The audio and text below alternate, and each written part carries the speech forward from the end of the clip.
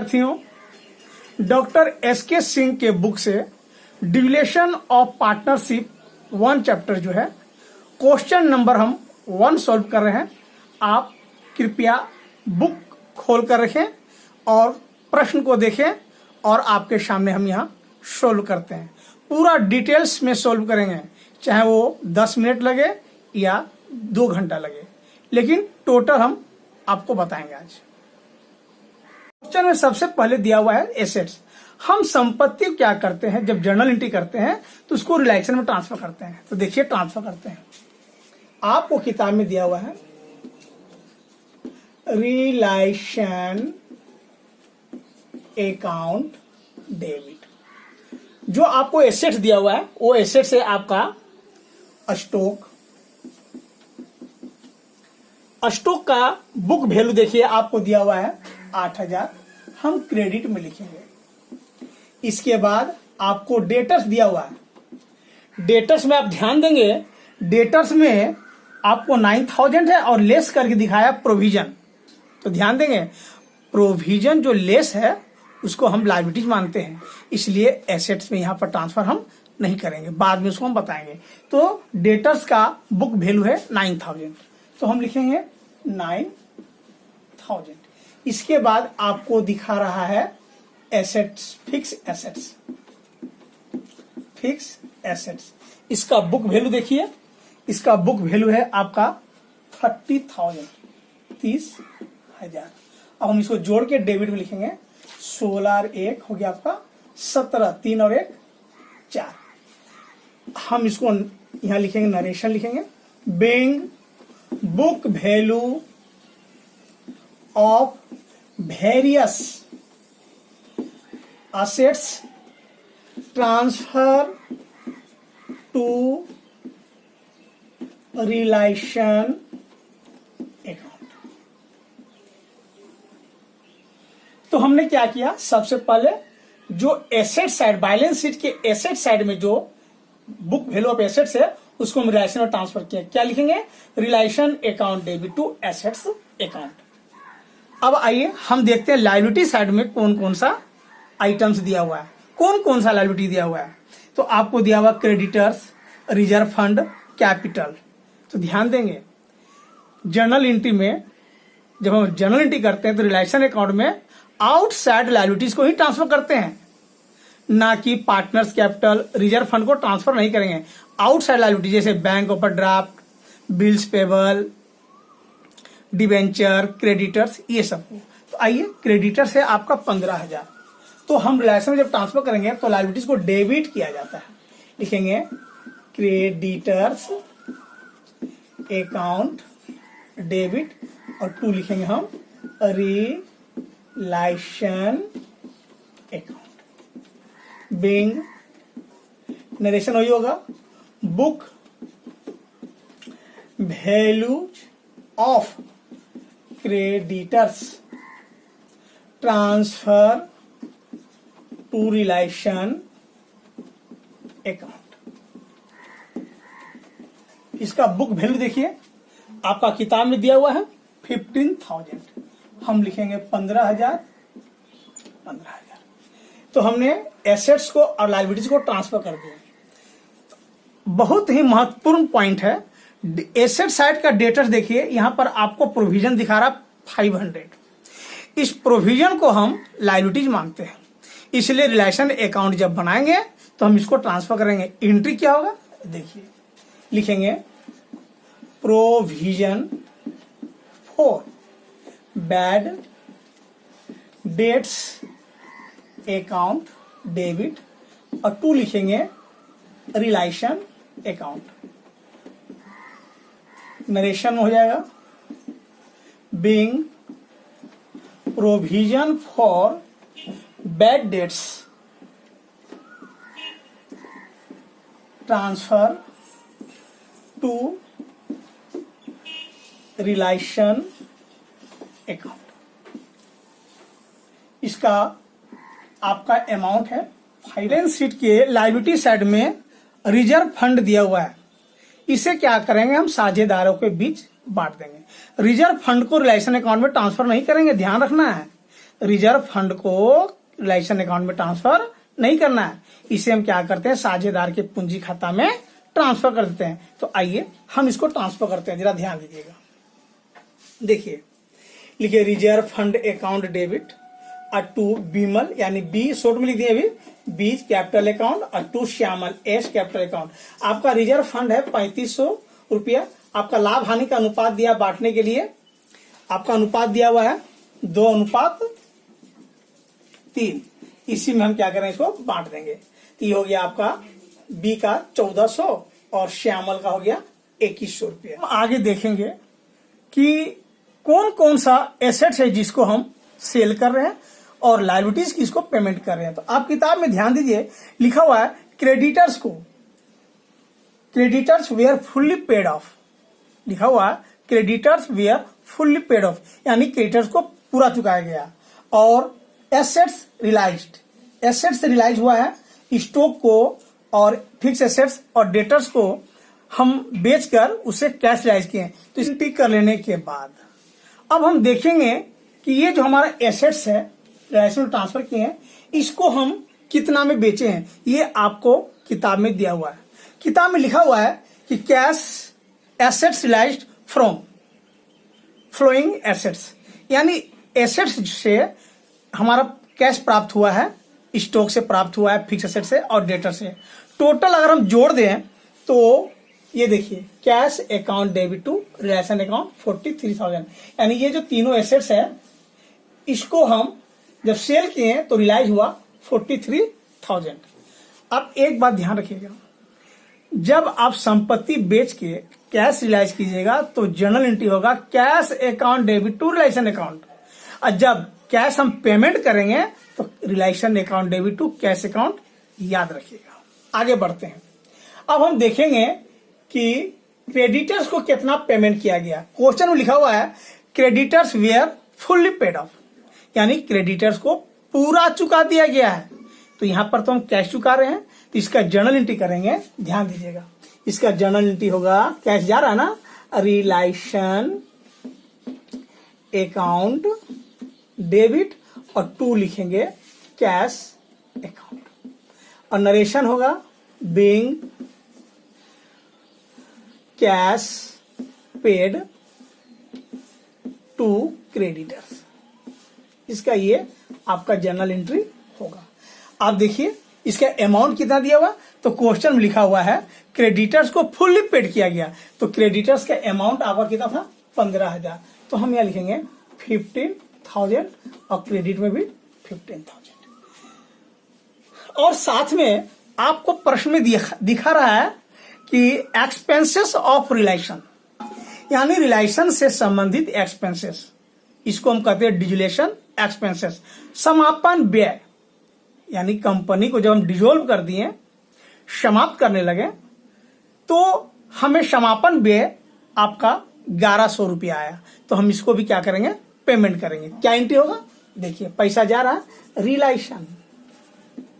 रिलायसन account debit, और to लिखेंगे cash account. कितना है आप प्रश्न में देखिए, ये है आपका 1,100 और इसका नरेशन लिखेंगे being deletion expenses paid in cash. तो हमने आपको जर्नल एंट्री बता दी है। अब हम क्या करते हैं, इस जर्नल एंट्री के माध्यम से हम आपको इंपोर्टेंट लेजर अकाउंट तैयार करते हैं और बताते हैं कि किस तरह लेजर बनाएंगे। अब बिना जर्नल एंट्री किए भी आप लेजर बना सकते हैं, लेकिन यदि आप जर्नल एंट्री करके लेजर बनाते हैं तो जान लीजिए आप कभी भी नहीं भूलिएगा। लेकिन यदि आप डायरेक्ट लेजर बनाना सीख गए, कल दिन आपको अगर जरूरत पड़ जाए इसका जर्नल एंट्री करने के लिए, तो आप तकलीफ में आ जाइएगा उस समय। इसलिए जर्नल एंट्री करने के बाद लेजर बनाइए। परीक्षा में जो कहेगा उस तरह बनाएंगे। अगर कहेगा कि जर्नल एंट्री कीजिए तो जर्नल एंट्री करेंगे, कहे कि नहीं इंपोर्टेंट लेजर अकाउंट तैयार कीजिए तो लेजर अकाउंट बना देंगे। लेकिन हम आपको जर्नल एंट्री के माध्यम से लेजर बताएंगे ताकि आप कभी नहीं भूलिएगा। आप मेरे वीडियो के साथ बने रहिए। आइए अब हम आपको लेजर तैयार करके बताते हैं। मैं आपको बताने जा रहा हूं कि अब रिलायसन अकाउंट कैसे तैयार करेंगे। सबसे इंपॉर्टेंट अकाउंट होता है आपका रिलेशन अकाउंट।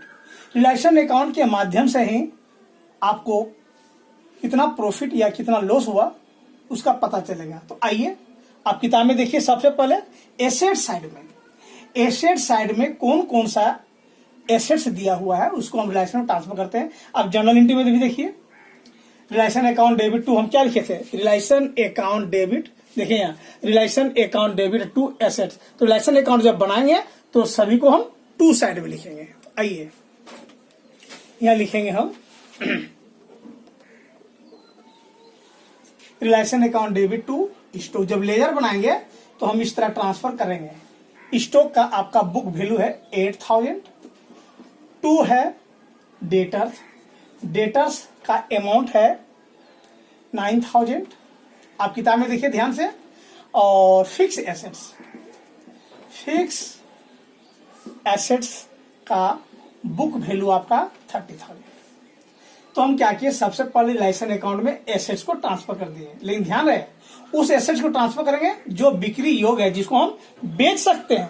अब आइए हम लायबिलिटीज को ट्रांसफर करते हैं। तो किताब में देखिए लायबिलिटीज में आपको दिया हुआ क्रेडिटर्स है ना, रिजर्व फंड है, कैपिटल है। तो ध्यान रहे सिर्फ आउटसाइड लायबिलिटीज को ही हम रिलेशन अकाउंट में ट्रांसफर करेंगे। तो ध्यान दीजिए, यहां पर जनरल एंट्री बताया था ना, देखिए creditors account debit to realisation account है। जब रिलेशन अकाउंट तैयार करेंगे इसको बाय में ट्रांसफर करेंगे। आइए हम इसको ट्रांसफर करते हैं, लिखते हैं क्रेडिटर्स अकाउंट। क्रेडिटर्स का बुक वैल्यू देखिए आपका 50,000 है। इसके बाद आपको कहां पर अब रिलेशन अकाउंट है, तो ये देखिए रिलेशन अकाउंट है आपका provision for bad debts to realisation account. जब हम रिलेशन अकाउंट बनाएंगे तो हम क्या करेंगे, इसको बाई तरफ ट्रांसफर कर देंगे यहां पर और लिखेंगे हम by provision for bad debts account. इसका अमाउंट है 500। तो हमने क्या किया, रिलेशन अकाउंट में ट्रांसफर कर दिए प्रोविजन फॉर बैड डेट्स। इसके बाद ध्यान दीजिए, ये देखिए रिलेशन अकाउंट कहां है आपका, ये है बाई कैश। ध्यान दीजिएगा, ये जो रिलेशन अकाउंट के डेबिट साइड में जितना ये एसेट्स है, इसको जो हम बेचने के बाद जो कैश रिलाइज हुआ, इसका कैश रिलाइज अमाउंट हम बाई तरफ लिखेंगे। तो लिखेंगे संपत्ति को बेचने जो पैसा प्राप्त हुआ हम कहां लिखेंगे, क्रेडिट साइड। कितना प्राप्त हुआ था, 43,000। इसके बाद क्रेडिटर्स को भी पेमेंट किया गया था ना, तो क्रेडिटर्स को पेमेंट करेंगे तो इसका अपोजिट साइड लिखेंगे टू कैश अकाउंट। कितना कैश पेमेंट किया क्रेडिटर्स को, कहा था फुल्ली पेड, यानी 15,000 चुकाए थे। यानी एसेट्स को जब एसेट्स को जब बेचेंगे और कैश प्राप्त होगा तो बाई तरफ लिखेंगे, और लायबिलिटी को पेमेंट करेंगे तो टू साइड लिखेंगे। प्रोविजन फॉर बैड डेट्स को कुछ नहीं करना, ज्यों का त्यों छोड़ देना है। आइए और देखते हैं रिलेशन अकाउंट का है। तो देखिए यहाँ पर आपका रिलेशन टू कैश, यानी टू लिखेंगे कैश। ये हमारा समापन व्यय था 1100 रुपया, तो पेमेंट कर रहे हैं तो टू कैश अकाउंट 1100 रुपया। बस अब हम क्या करेंगे, इसको देखेंगे कि रिलेशन अकाउंट से हमें प्रॉफिट हुआ या लॉस हुआ। इसके लिए हम क्या करेंगे, तो ध्यान देंगे डेबिट साइड का अमाउंट ज्यादा है या क्रेडिट साइड का अमाउंट ज्यादा है। तो आप देखिए ध्यान से, तो देखने से पता चलता है कि आपका डेबिट साइड का अमाउंट अधिक है। टोटल कितना इधर हो जाता है, 63,100, 63,100।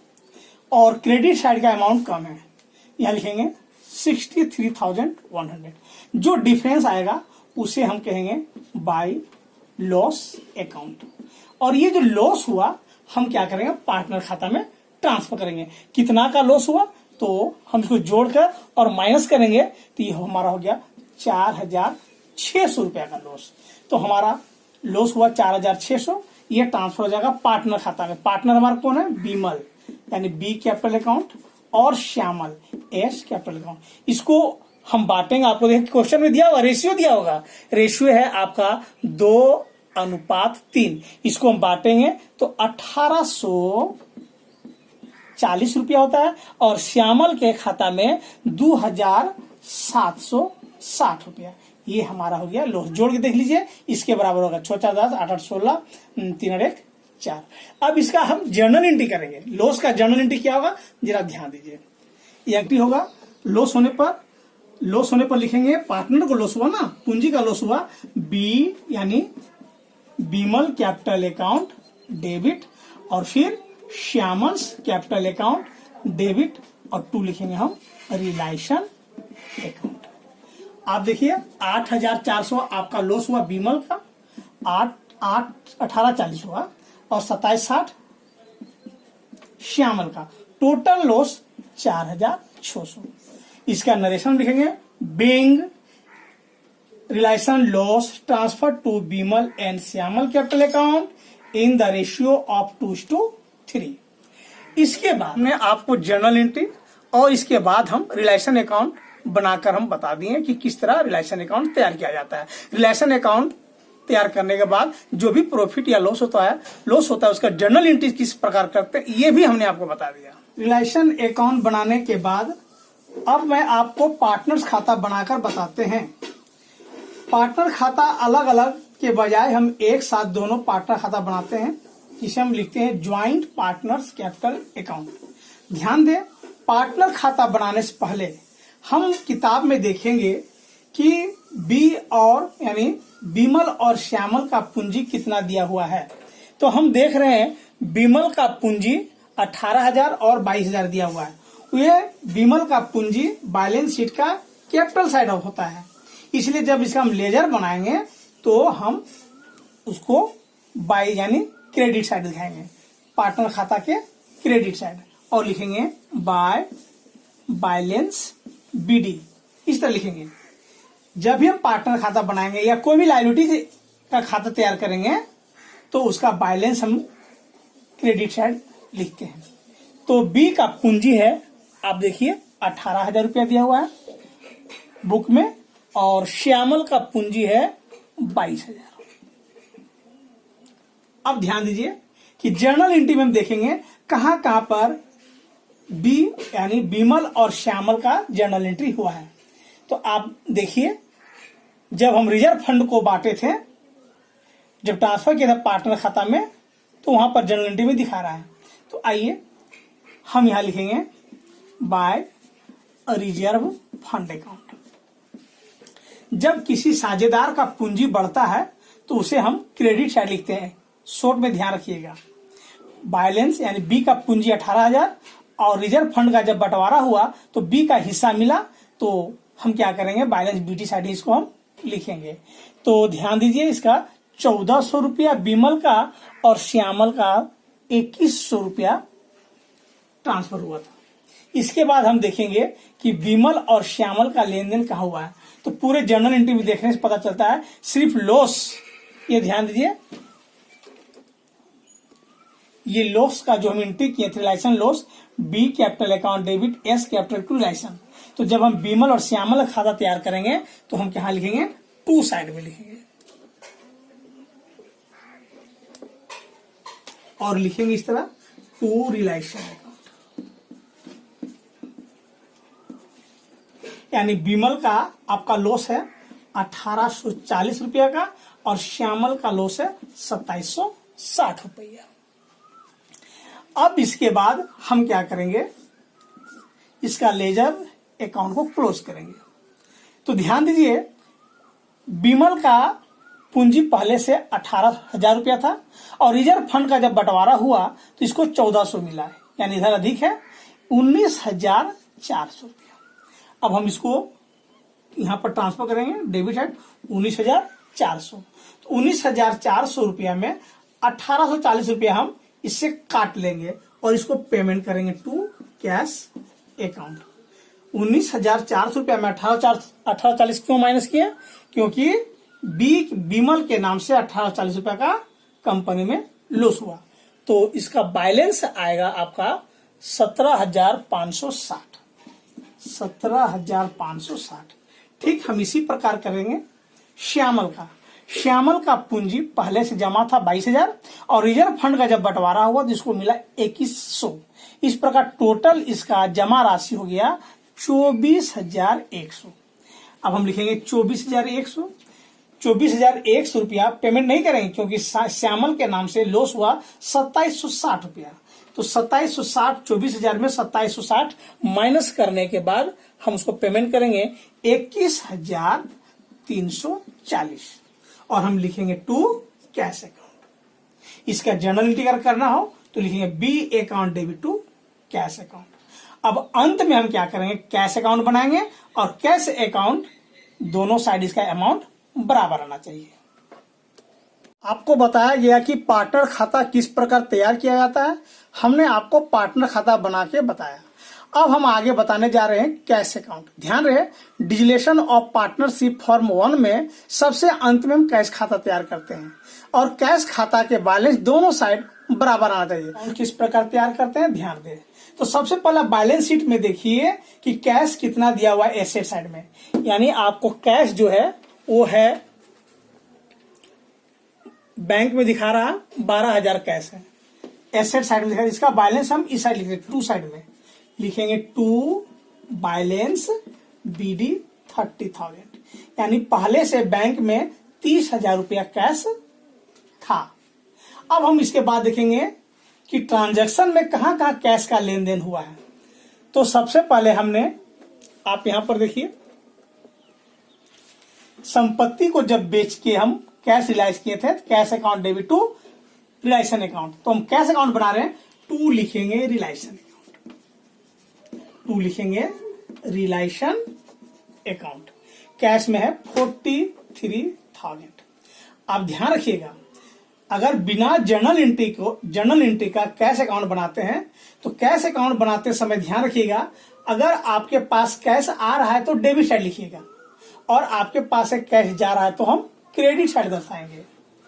तो जब हम संपत्ति को बेच के कैश रिलाइज किए थे 43,000, तो cash account to realisation account, पहले 30,000 बैलेंस था और एसेट्स को बेच के 43,000 आया। इसके बाद हम देखेंगे कैश, ध्यान दीजिए, ये है आपका realisation account debit to cash account. यहां पर कैश है 2 में, हम लिखेंगे बाय रिलाइजेशन अकाउंट। रिलाइजेशन है आपका 15,000। फिर हम आपको बता देना चाहते हैं कि कैश अकाउंट बनाएंगे, अधिक कैश आ रहा है तो टू साइड में लिखेंगे और फंड से कैश जा रहा है तो बाई साइड में लिखेंगे, यानी क्रेडिटर्स को हम 15,000 पेमेंट किए थे। इसके बाद देखिए रिलाइजेशन टू कैश है ना, यहां लिखेंगे बाय रिलाइजेशन अकाउंट, यानी ये हमारा समापन बेच चुकाए थे, उसका एंट्री है 1100 रुपया। इसके बाद हम देखेंगे कैश कहां पर है। और तो ध्यान दीजिए, अभी हम आपको बताए थे पार्टनर खाता में देखिए आपको कैश नजर आ रहे हैं। यहाँ पर 2 में कैश है, यानी बीमल को 17,560 रुपया चुका गया। जब हम कैश अकाउंट बनाएंगे तो बाई साइड लिखेंगे, 2 में कैश है तो बाई लिखेंगे बीमल। हम यहां पर दिखाएंगे बाय बीमल, यानी बी कैपिटल अकाउंट। बीमल को चुकाया गया 17,560 रुपया। इसी प्रकार हमने श्यामल के खाता को पूरा पेड किए, लिखेंगे श्यामल कैपिटल अकाउंट। श्यामल को पेमेंट किए हैं 21,340। अब आइए इसको टोटल करते हैं। फिर एक बार आप ध्यान देंगे, कैश अकाउंट में, कैश अकाउंट बनाते समय जो भी कैश आपके पास आ रहा है उसको हम डेबिट साइड लिखेंगे और आपके पास से जो भी पैसा जाएगा उसको हम क्रेडिट साइड लिखेंगे। यानी पहले से आपका फंड में था 30,000 रुपया, संपत्ति को बेच के 43,000 प्राप्त किए, क्रेडिटर्स को पेमेंट किए 15,000, समापन बेच चुकाए 1100 और अंतिम भुगतान पार्टनर को अंतिम भुगतान किए 17,560 और श्यामल को 21,340। विद्यार्थियों, इसको जोड़ने के बाद यदि दोनों साइड बराबर अमाउंट आता है तभी समझिएगा कि हमारा यह प्रश्न सही सोल्व किया गया है, अन्यथा आपका क्रेडिट साइड का टोटल जोड़ने से 55,000, यहां पर भी 55,000 होना चाहिए, लेकिन ध्यान दीजिए कैश का बैलेंस आपका 30,000 नहीं है, वो बाय मिस्टेक हम लिख दिए हैं। आपका किताब में देखिए 12,000 है। बैलेंस शीट में जो आपको कैश दिखा रहा है वो 12,000 है, और संपत्ति से बेच के हम लाए थे कितना 43,000। इसको भी जोड़ दीजिए, ये हमारा होगा 55,000। इस प्रकार हमारा कैश अकाउंट ऑटोमेटिक दोनों साइड बराबर आ गया। विद्यार्थियों, यदि आपको ये मेरा वीडियो अच्छा लगा तभी आप मेरे चैनल को सब्सक्राइब करेंगे और शेयर करेंगे, अन्यथा नहीं।